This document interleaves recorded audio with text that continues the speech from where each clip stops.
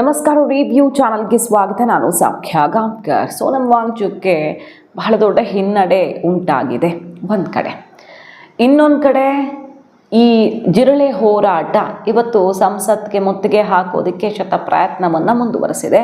ಪೊಲೀಸರು ಕೂಡ ಹದ್ದಿನ ಕಣ್ಣಿಟ್ಟು ಸರ್ಪಗಾವಲಿನಲ್ಲಿ ಎಲ್ಲ ತಯಾರಿಯನ್ನು ಮಾಡ್ಕೊಂಡಿದ್ದಾರೆ. ಹಾಗಾದರೆ CJP ಪ್ರೊಟೆಸ್ಟ್ ಕಥೆ ಏನು?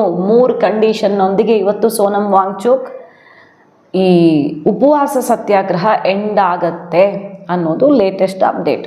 3 ಕಂಡೀಷನ್ ಹಾಕಿದ್ದಾರೆ, ಒಪ್ಪಿದ್ರೆ ಇವತ್ತೇ ಎಂಡ್ ಆಗತ್ತೆ.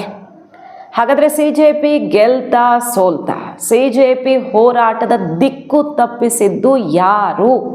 ಇಂಟ್ರೆಸ್ಟಿಂಗ್ ರಿಪೋರ್ಟ್ ಹೊರಬೀಳ್ತಾ ಇದೆ, ನಿಮ್ಮ ಮುಂದೆ ಇಡ್ತಾ ಇದ್ದೀವಿ. ಮಿಸ್ ಮಾಡಿದ್ರೆ ನಮ್ಮ ಚಾನಲ್ನ ಸಬ್ಸ್ಕ್ರೈಬ್ ಮಾಡಿ, ನಿಮ್ಮ ಅಭಿಪ್ರಾಯ ಕಮೆಂಟ್ ಮಾಡಿ ತಿಳಿಸಿ. ವೀಕ್ಷಕರೇ, ಮೊದಲನೇದಾಗಿ ಸೋನಂ ವಾಂಗ್ಚುಕ್ ಪ್ರೈವೇಟ್ ಹಾಸ್ಪಿಟಲ್ಗೆ ಶಿಫ್ಟ್ ಆಗಬೇಕು ಅಂತ ಆತನ ಪತ್ನಿ ಹಠ ಹಿಡಿದು ಕೋರ್ಟ್ಗೆ ಹೋಗಿದ್ರು. ಕೋರ್ಟಿಂದ ಏನು ಆದೇಶ ಆಗಿದೆ, ಯಾವ ಕಾರಣಕ್ಕೂ ಇಲ್ಲ ಅಂತ.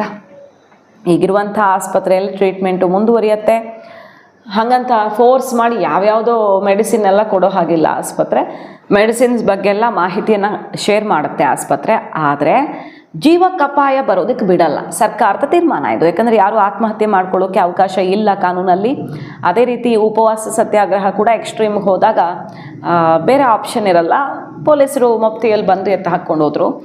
ಈಗ ಅವರು ಹೆಂಡತಿ ಹೇಳ್ತಿರೋದೇನು ಅಂದರೆ, ವಾಂಗ್ಚುಕ್ ಬಗ್ಗೆ ಆಯ್ದ ಮಾಹಿತಿ ಅಷ್ಟೇ ಕೊಡ್ತಿದೆ ಹಾಸ್ಪಿಟಲು, ನಮಗೆ ನಂಬಿಕೆನೇ ಇಲ್ಲ ಇವ್ರ ಮೇಲೆ.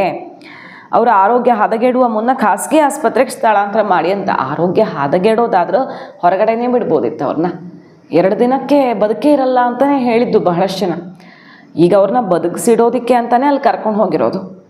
ಮತ್ತು ಈ ಥರ ಹೋರಾಟದಲ್ಲಿದ್ದಾಗ ಹೆಚ್ಚು ಕಡಿಮೆ ಆದರೆ ಸರ್ಕಾರಕ್ಕೂ ಟೆನ್ಷನ್ನೇ. ಬಟ್ ಅವ್ರಿಗೆ ಯಾಕೋ ಆಸ್ಪತ್ರೆ ತನ್ನ ಪತಿಯ ಆರೋಗ್ಯಕ್ಕೆ ಹೆಚ್ಚು ಕಡಿಮೆ ಮಾಡಬಹುದು ಅಂತ ಡೌಟ್ ಇತ್ತು. ಸೊ ಕೋರ್ಟ್ಗೆ ಹೋಗಿದ್ರು. ವಾಂಗ್ಚುಕ್ ಆರೋಗ್ಯ ಗಮನದಲ್ಲಿಟ್ಟುಕೊಂಡು ಸರ್ಕಾರ ಅವರನ್ನು ಆಸ್ಪತ್ರೆಗೆ ದಾಖಲಿಸಿದೆ. ಈ ಕ್ರಮ ಏಕಪಕ್ಷೀಯ ಅಂತ ಯಾವುದೇ ರೀತಿ ಕಾಣಿಸ್ತಾ ಇಲ್ಲ. ಅದರಿಂದ ಮಧ್ಯಂತರ ಆದೇಶದ ಅಗತ್ಯನೇ ಇಲ್ಲ. ಜೊತೆಗೆ ಸಫ್ದರ್ಜಂಗ್ ಆಸ್ಪತ್ರೆ ಸರ್ಕಾರ ಹಾಗೂ ಪೊಲೀಸರಿಗೆ ಈ ಕುರಿತು ಪ್ರತಿಕ್ರಿಯೆ ನೀಡುವಂತೆ ನೋಟಿಸ್ ಕೊಟ್ಟು ವಿಚಾರಣೆಯನ್ನು ಮುಂದೂಡಿಕೆ ಮಾಡಿದೆ. ಸೊ ಯಾವುದೇ ಬದಲಾವಣೆ ಇಲ್ಲ. ಈಗ ಖಾಸಗಿ ಆಸ್ಪತ್ರೆಗೆ ಸ್ಥಳಾಂತರ ಮಾಡಬೇಕು ಅನ್ನುವಂಥ ಮನವಿಯನ್ನು ಒಪ್ಪಿಕೊಂಡಿಲ್ಲ ಕೋರ್ಟು. ಅಂದರೆ ಮುಂದೇನು? ಸೋನಂ ವಾಂಗ್ಚುಕ್ ಈ ಕಾನೂನು ಹೋರಾಟಕ್ಕಂತೂ ಹಿನ್ನಡೆ ಆಗಿದೆ. ಇವತ್ತು ತಾನೂ ಕೂಡ ಈ ಸಂಸತ್ ರ್ಯಾಲಿ ಮಾಡೋಕ್ಕೆ ಪ್ಲ್ಯಾನ್ ಆಗಿದೆಯಲ್ಲ, ಅದರಲ್ಲಿ ಭಾಗವಹಿಸಬೇಕು ಅನ್ನೋದು ಅವ್ರ ಆಸೆ. ಸೋನಂ ವಾಂಗ್ಚುಕ್ ತಾನೂ ಭಾಗವಹಿಸ್ತೀನಿ, ಆದರೆ ತನ್ನ ದೇಹ ಸಪೋರ್ಟ್ ಮಾಡಿದ್ರೆ ಅಂತ ಹೇಳ್ಕೊಂಡಿರೋದು. ಅಕಸ್ಮಾತ್ ಆಗಿಲ್ಲ ಅಂದರೆ 3 ಕಂಡೀಷನ್ನೊಂದಿಗೆ ಇವತ್ತು ಅಂತ್ಯ ಮಾಡೋಕ್ಕೆ ರೆಡಿ ಇದ್ದೀನಿ. ಈ ಕಂಡೀಷನ್ ಒಪ್ಪಿದ್ರೆ ಇವತ್ತು ಸೆಷನ್ ಶುರು ಆಗ್ತಿದೆಯಲ್ಲ, ಅದರಲ್ಲಿ ಅಕೌಂಟಬಿಲಿಟಿ ತೊಗೊಳ್ಬೇಕು. ಅಂದರೆ ಏನಾಗಿದೆಯಲ್ಲ ಅದು ನಮ್ಮ ತಪ್ಪಿಂದನೇ ಆಗಿರೋದು, ನಾವೇ ಇದಕ್ಕೆ ಹೊಣೆ ಅಂತ ಸರ್ಕಾರ ಜವಾಬ್ದಾರಿ ಹೊತ್ಕೊಂಡು ಮುಂದೆ ಎಜುಕೇಷನ್ ಸಿಸ್ಟಮಲ್ಲಿ ಯಾವುದೇ ಸಮಸ್ಯೆ ಆಗಲ್ಲ ಅಂತ ನಾವು ಭರವಸೆ ಕೊಡ್ತೀವಿ, ಇದು ನಮ್ಮ ಜವಾಬ್ದಾರಿ ಅಂತ ಒಪ್ಕೊಳ್ಬೇಕು ಸಂಸತ್ನಲ್ಲಿ ಆ ವಿಷಯವನ್ನು ತಗೊಂಡು. ಮತ್ತು ಎರಡನೇ ಕಂಡೀಷನ್ ಏನು ಅಂತ ಕೇಳಿದ್ರೆ, ಇಲ್ಲಿ ಸರ್ಕಾರದ ಭಾಗವಾಗಿರೋರು ಯಾರಾದರೂ ಬರಬೇಕು, ತನ್ನನ್ನು ಮೀಟ್ ಆಗಬೇಕು ಅಂತ. ಬಂದು ಮಾತುಕತೆಯಾಗಿ ಅಲ್ಲೇ ಫೈನಲ್ ಆಗಬೇಕು ಅನ್ನುವಂಥ ಕಂಡೀಷನನ್ನು ಹಾಕಿದ್ದಾರೆ. 2-3 ಕಂಡೀಷನ್ ಅವ್ರ ಹೆಲ್ತ್ ಮೇಲೆ ಡಿಸೈಡ್ ಆಗುತ್ತೆ. 2 ಕಂಡೀಷನ್ನು. ಬಟ್ ಒಂದು ಈ ಥರ ಪಾರ್ಲಿಮೆಂಟಿಗೆ ರೀಚ್ ಆದರೆ ಅವರು ಮೀಟ್ ಮಾಡ್ತಾರೆ ಮತ್ತು ಅವರ ಬೇಡಿಕೆಗೆ ಸ್ಪಂದಿಸಬೇಕು ಅಂತ. ಇಲ್ಲ ಅಂದರೆ, ಯಾಕಂದರೆ ಅವ್ರ ಹೋರಾಟ ಹೆಂಗೆ ಆಗುತ್ತೆ ಗೊತ್ತಿಲ್ಲ, ಪೊಲೀಸರು ಎಲ್ಲಿ ತಡೀತಾರೆ ಗೊತ್ತಿಲ್ಲ, ಮತ್ತು ಇವರ ಹೆಲ್ತ್ ಕಂಡೀಷನ್ ಹೆಂಗೆ ಸಪೋರ್ಟ್ ಆಗುತ್ತೆ ಅನ್ನೋದು ಗೊತ್ತಿಲ್ಲ. ಸೊ ಅಲ್ಲಿಗೆ ರೀಚ್ ಆಗಿ ಡಿಮ್ಯಾಂಡ್ಸನ್ನು ಇಡೋದಕ್ಕಾಗತ್ತಾ, ಮುತ್ತಿಗೆ ಹಾಕೋಕ್ಕಾಗತ್ತಾ ಗೊತ್ತಿಲ್ವಲ್ಲ. ಅಂತಹ ಪರಿಸ್ಥಿತಿ ಇದ್ದಲ್ಲಿ, ದೇಹದ ಕಂಡೀಷನ್ನು ಈ ಥರ ಸ್ಥಿತಿಗಳಿಂದಾಗಿ ಅಲ್ಲಿ ರೀಚ್ ಆಗಿ ಹೇಳೋದಕ್ಕಾಗದೇ ಇದ್ದರೆ ಸರ್ಕಾರದ ಪ್ರತಿನಿಧಿ MP ನೋ ಅಥವಾ ಮಿನಿಸ್ಟ್ರೋ ಯಾರಾದರೂ ಬಂದು ಮಾತಾಡಬೇಕು. ಈ ರೀತಿ ಕಂಡೀಷನ್ಗಳನ್ನು ಹಾಕಿರೋದು. ಸೊ ಇವತ್ತು ಉಪವಾಸ ನಿಲ್ಲಿಸೋಕೆ ರೆಡಿ ಇದ್ದಾರೆ ಅವರು. ಈ ಕಂಡೀಷನ್ ಒಪ್ಪಿದರೆ ಸರ್ಕಾರ ಒಪ್ಪತ್ತಾ? ಧರ್ಮೇಂದ್ರ ಪ್ರಧಾನ್ ರಾಜೀನಾಮೆ ಪಡೆಯೋದಾದರೆ ಯಾವತ್ತೂ ಪಡಿಬೋದಿತ್ತು. ಕ್ಯಾಬಿನೆಟ್ ರೀಶಫಲ್ ಆದರೂ ಅವರನ್ನು ತೆಗೆಯೋ ಥರ ಕಾಣಿಸ್ತಾ ಇಲ್ಲ. ಯಾಕಂದರೆ ಅದು ಟೀಕೆಗೆ ಕಾರಣ ಆಗುತ್ತೆ. ಹೌದು ನೋಡಿ, ತಪ್ಪು ಮಾಡಿದ್ದನ್ನು ಕೊನೆಗೆ ಒಪ್ಕೊಳ್ತು ಮೋದಿ ಸರ್ಕಾರ ಅನ್ನೋ ರೀತಿಯಲ್ಲಿ ಆಗುತ್ತೆ. ಹಾಗಾಗಿ ಸರ್ಕಾರ ತಪ್ಪಾಗಿದೆ, ಅದನ್ನು ಆಮೇಲೆ ನಾವು ಸರಿ ಮಾಡಿದ್ದೀವಿ, ಮತ್ತು ಎಕ್ಸಾಮಿನೇಷನ್ ಆಗಿದೆ ಅನ್ನೋದು ಅವರ ವಿವರಣೆ. ಸೊ ಈಗ ಧರ್ಮೇಂದ್ರ ಪ್ರಧಾನ್ ರಾಜೀನಾಮೆ ಡಿಮ್ಯಾಂಡ್ ಆಯಿತು. ಈಗ ನರೇಂದ್ರ ಮೋದಿಯವರೇ ರಾಜೀನಾಮೆ ಕೊಡಲಿ ಅಂತ ಡಿಮ್ಯಾಂಡನ್ನು ತಗೊಂಡಿದ್ದಾರೆ. ಇವತ್ತು ಸೆಷನ್ನಲ್ಲಿ ಅಲ್ಲೋಲ ಕಲ್ಲೋಲ ಆಗೋ ಎಲ್ಲ ಲಕ್ಷಣ ಇದೆ. ಯಾಕಂದರೆ ಸುಮಾರು ವಿಚಾರಗಳಿವೆ. ಸೊ ಇದೆಲ್ಲ ಇರೋದ್ರಿಂದ ಡಿಲಿಮಿಟೇಷನ್ ಬಿಲ್ಲನ್ನು ತರೋದಕ್ಕೆ ಮನಸ್ಸು ಮಾಡ್ತಿಲ್ಲ. DMK ಸಪೋರ್ಟ್ ಸಿಗ್ತಿದೆ, ನಂಬರ್ ಗೇಮ್ ಎಲ್ಲ ಪಾಸ್ ಆಗಿದೆ, ಸ್ವಲ್ಪ ಮುಂದಕ್ಕೆ ಹೋಗ್ಬೋದು. ಇದು ಹಾಗೇ ಆಗುತ್ತೆ, ಸ್ವಲ್ಪ ಮುಂದಕ್ಕೆ ಹೋಗ್ಬೋದು ಅದು.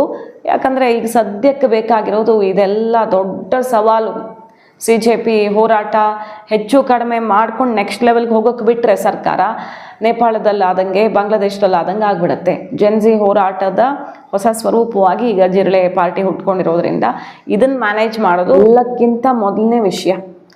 ಸೊ ಇವತ್ತು ಈಗ ಏನು ಮಾಡ್ತಾರೆ ನೋಡಬೇಕು. ನರೇಂದ್ರ ಮೋದಿ ಅವ್ರಿಗೆ ಓಪನ್ ಚಾಲೆಂಜನ್ನು ಹಾಕಿರೋದು ಸೋನಮ್ ವಾಂಗ್ಚುಕ್. ಈ 3 ಕಂಡೀಷನ್ ಕ್ಲಿಯರ್ ಮಾಡಿ ಫಸ್ಟ್ ನೀವೇ ಜವಾಬ್ದಾರರು ಅನ್ನೋದನ್ನು ಒಪ್ಕೊಳ್ಳಿ ಅಂತ. ಏನು ಸಾವಿರ ಸಂಖ್ಯೆಯಲ್ಲಿ ಜಿರಳೆಗಳು ಅಂದರೆ ಕಾಕ್ರೋಚ್ ಪ್ರೊಟೆಸ್ಟರ್ಸು ಇಂಡಿಯನ್ ಪಾರ್ಲಿಮೆಂಟ್ ಕಡೆಗೆ ಮುನ್ನುಗ್ತಾ ಇದ್ದಾರೆ. ಎಲ್ಲ ಕಡೆ ಗುಂಪು ಸೇರ್ತಿರೋ ರೀತಿಯಲ್ಲಿ ಇಂಟರ್ನೆಟ್ ಎಲ್ಲ ಅಲ್ಲಿ ಸ್ಥಗಿತಗೊಳಿಸಿ ಪೊಲೀಸರು ಮುನ್ನೆಚ್ಚರಿಕಾ ಕ್ರಮವನ್ನು ಕೈಗೊಂಡಿದ್ದಾರೆ. ಲಾಠಿ ಚಾರ್ಜ್ ಎಲ್ಲ ಆಗ್ತಿದೆ ಸುಮಾರು ಕಡೆ. ಪಾರ್ಲಿಮೆಂಟ್ ಸೆಷನ್ನಲ್ಲಿ ಏನಾಗುತ್ತೆ ಅನ್ನೋದ್ರ ಮೇಲೆ ಈ CJP ಹೋರಾಟದ ಮುಂದಿನ ಸ್ವರೂಪ ಡಿಸೈಡ್ ಆಗುತ್ತೆ. ಇವತ್ತಿನ ಮಟ್ಟಿಗಂತೂ ಅಲ್ಲಿ ಜನ ಬಂದು ಹೋರಾಟ ಮಾಡ್ತಿದ್ದಾರೆ. ಬಟ್ ಅವರ ಎಕ್ಸ್ಪೆಕ್ಟೇಷನ್ ಇತ್ತಲ್ಲ 25, 30, 40 ಸಾವಿರ ಜನ ಸೇರಬೇಕು ಅಂತ, ಅದು ಆಗ್ತಿಲ್ಲ. CJP ಹತ್ರ ಅದು ಆಗ್ತಿಲ್ಲ. ಯಾಕೆ ಆಗ್ತಿಲ್ಲ? ಯಾಕಂದರೆ ಅವರ ಹೋರಾಟದ ದಾರಿ ತಪ್ಪಿದೆ. ಈ ಬಗ್ಗೆ ಈಗಾಗಲೇ ರಿಪೋರ್ಟ್ ಮಾಡಿದ್ವಿ. CJP ಬರೀ ನೀಟ್ ಎಕ್ಸಾಮ್ ಬಗ್ಗೆ ಹೋರಾಟ ಮಾಡಬೇಕಿತ್ತಲ್ವ. ನಮ್ಮ ವಾಂಗ್ಚುಕ್ ಇಲ್ಲಿ ಉಪವಾಸ ಮಾಡ್ತಿದ್ದಾರೆ, ರಾಜೀನಾಮೆ ಕೇಳ್ತಿದ್ದಾರೆ, ಎಲ್ಲ ನಡೀತಿದೆ. ಇಷ್ಟು ಸೀರಿಯಸ್ ಪ್ರೊಟೆಸ್ಟ್ ಇದು. ಏನಾಗ್ತಿದೆ ಅದರ ವೇದಿಕೆಯಲ್ಲಿ?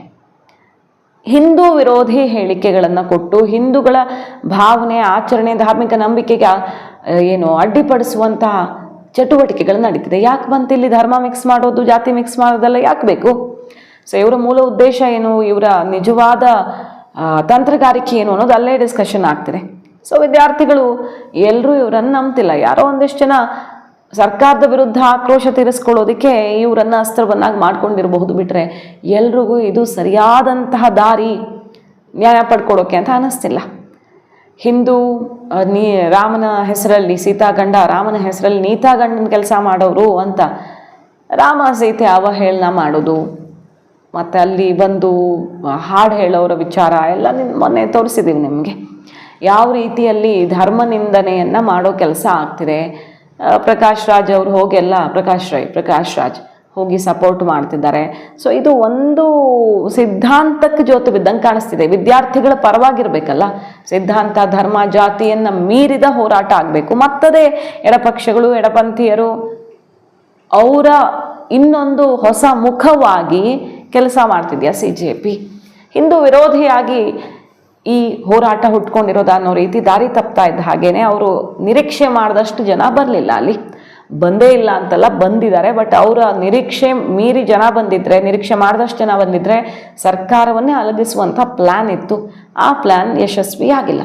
ಬಟ್ ಈಗ ಸೋನಮ್ ವಾಂಗ್ಚುಕ್ ಆರೋಗ್ಯ ಹದಗೆಡ್ತಿದೆ, ಸಾಯದಂತೆ, ಜೀವ ಹೋಗದಂತೆ ಅಂತೂ ಅಲ್ಲಿ ಹಾಸ್ಪಿಟಲ್ಸ್ ಮಾನಿಟರ್ ಮಾಡ್ತಿರೋದು. ಬಟ್ ಅವ್ರ ಕೈಯಲ್ಲಿ ಅವ್ರು ತಿನ್ಬೇಕಲ್ಲ, ಅವ್ರ ದೇಹಕ್ಕೆ ಆಹಾರ ಸೇವನೆ ಮಾಡ್ತಿಲ್ಲ. ಅವರು 20 ಡೇಸ್ ಎಲ್ಲ ಮುಗಿದು ಹೋಗ್ತಾ ಇದೆ. ಆಸ್ಪತ್ರೆ ಅಸಿಸ್ಟೆನ್ಸಲ್ಲಿ ಜೀವ ಉಳ್ಕೊಂಡಿದೆ ಅವ್ರದ್ದು. ಡೌಟೇ ಇಲ್ಲ ಸ್ಟೂಡೆಂಟ್ಸ್ಗೆ ಅನ್ಯಾಯ ಆಗಿದೆ, ಡೌಟೇ ಇಲ್ಲ ನೀಟ್ ಪೇಪರ್ ಲೀಕಿಂದಾಗಿ ಎಷ್ಟು ಜನ ವಿದ್ಯಾರ್ಥಿಗಳ ಬದುಕಲ್ಲಿ ಆಟ ಆಡ್ದಂಗಾಗಿದೆ.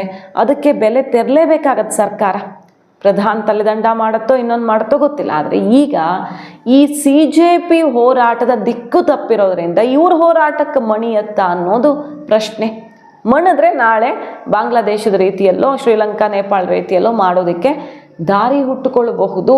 ಯಾಕಂದರೆ ಸೋನಮ್ ವಾಂಗ್ಚುಕ್ ಬ್ಯಾಕ್ಗ್ರೌಂಡ್ ಏನು ಅನ್ನೋದನ್ನು ಸರ್ಕಾರ ಎಕ್ಸ್ಪೋಸ್ ಮಾಡಿದೆ. FCRA ನಿಯಮಗಳನ್ನು ಉಲ್ಲಂಘಿಸಿ ಫಾರಿನ್ ಫಂಡು ಬಂದಿದ್ದು ಏನಕ್ಕೆ ಯೂಸ್ ಆಯಿತು ಅನ್ನೋದೆಲ್ಲ ಲೀಕ್ ಆಗಿ ಕಡೆಗೆ ಲೈಸೆನ್ಸ್ ಬ್ಯಾನ್ ಮಾಡೋ ತನಕ ಆಗಿರುವಂಥ ವ್ಯಕ್ತಿ ಆಗಿರೋದ್ರಿಂದ ಇದರ ಹಿಂದಿನ ಉದ್ದೇಶ ಸರಿ ಇದೆಯಾ ಇಲ್ವಾ ಅನ್ನೋದಕ್ಕೆ ಈಗ ಉತ್ತರ ಸಿಗಬೇಕಾಗಿದೆ. ವಿದ್ಯಾರ್ಥಿಗಳಿಗೆ ನ್ಯಾಯ ಬೇಕು, ಬಟ್ ಅದು ಮತ್ತೊಬ್ಬರಿಗೆ ಲಾಭ ಮಾಡಿಕೊಡುವಂಥ ಅಸ್ತ್ರ ಆಗಬಾರ್ದನ್ನ ಅನ್ನೋದಷ್ಟೇ ಜನರ ಕಾಳಜಿ. ಮಾಹಿತಿ ಇಷ್ಟ ಆಗಿದ್ರೆ ಮಿಸ್ ಮಾಡಿದ್ರೆ ನಮ್ಮ ಚಾನಲ್ನ ಸಬ್ಸ್ಕ್ರೈಬ್ ಮಾಡಿ, ನಿಮ್ಮ ಅಭಿಪ್ರಾಯ ಕಮೆಂಟ್ ಮಾಡಿ ತಿಳಿಸಿ. Thank you.